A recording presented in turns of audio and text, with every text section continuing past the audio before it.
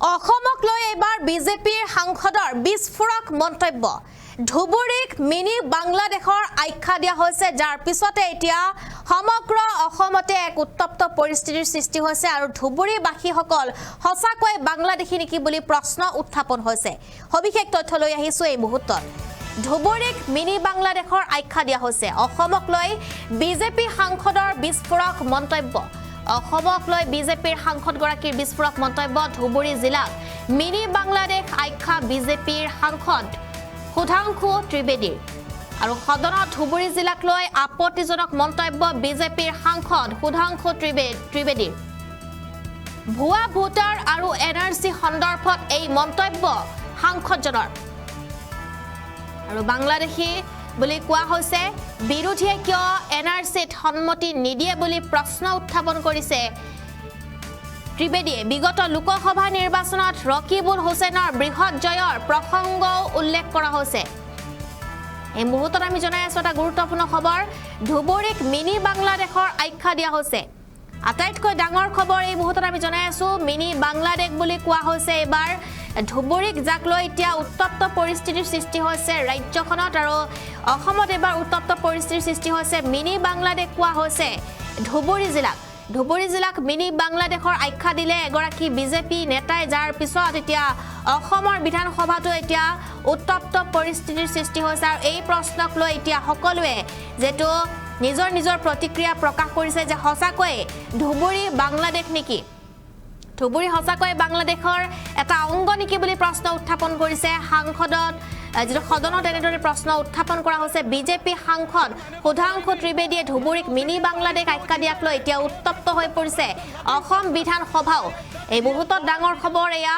ধুবুৰীত বাংলাদেশীৰ অনুপ্ৰৱেশ বেছিকৈ হৈছে বিজেপি সাংসদ সুধাংশু ত্ৰিবেদীয়ে ফেক্টছ এণ্ড ফিগাৰৰ আধাৰত কথা কৈছে বুলিও বহুজনে প্ৰতিক্ৰিয়াৰ সৃষ্টি কৰিছে আৰু যেটো দেখিবলৈ পোৱা গৈছে যে ধুবুৰী জিলাক মিনি বাংলাদেশ আখ্যা দিছে বিজেপিৰ সাংসদ সুধাংশু ত্ৰিবেদী সদনত ধুবুৰী জিলাক লৈ আপত্তিজনক মন্তব্য বিজেপিৰ সাংসদ সুধাংশু ত্ৰিবেদীৰ ধুবুৰী ৰাইজ হসাকৈ বাংলাদেশী নেকি বুলি এতিয়া প্ৰশ্ন উত্থাপন হৈছে প্ৰশ্ন উত্থাপন কৰিছে একাংশই যে হসাকৈ ধুবুৰী मिनी बांग्लादेश नेकी या प्रश्न उत्थापन होइसे এই মুহূৰ্তত असम की धुबरी सीट पे कांग्रेस के नेता रकीबुल हसन 10,25,000 से जीते हैं और असम के जो हमारे मैं एक बात पूछना चाहता हूं वोटर डुप्लीकेशन की बात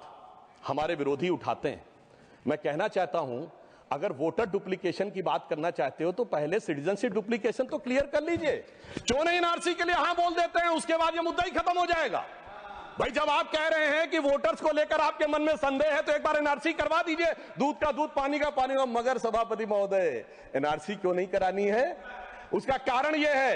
कि पिछले चुनाव में सबसे बड़ी जीत कहां पे हुई है असम की धुबरी सीट पे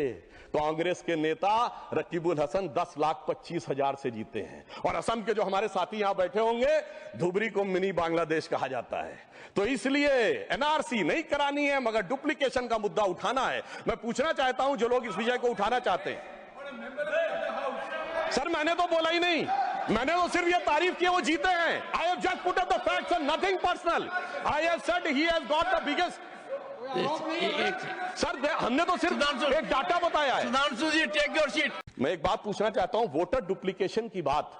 हमारे विरोधी उठाते हैं मैं कहना चाहता हूं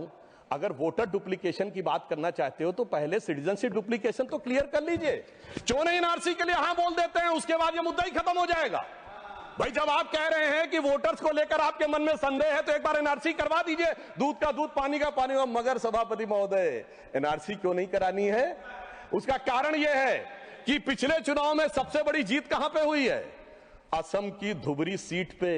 कांग्रेस के नेता रकीबुल हसन 10,25,000 से जीते हैं और असम के जो हमारे साथी यहां बैठे होंगे धुबरी को मिनी बांग्लादेश कहा जाता है तो इसलिए एनआरसी नहीं करानी है मगर डुप्लीकेशन का मुद्दा उठाना है मैं पूछना चाहता हूं जो लोग इस विषय को उठाना चाहते हैं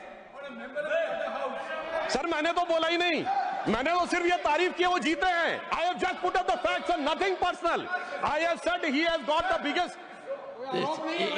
सर हमने तो सिर्फ एक डाटा बताया है सुधांशु जी टेक योर सीट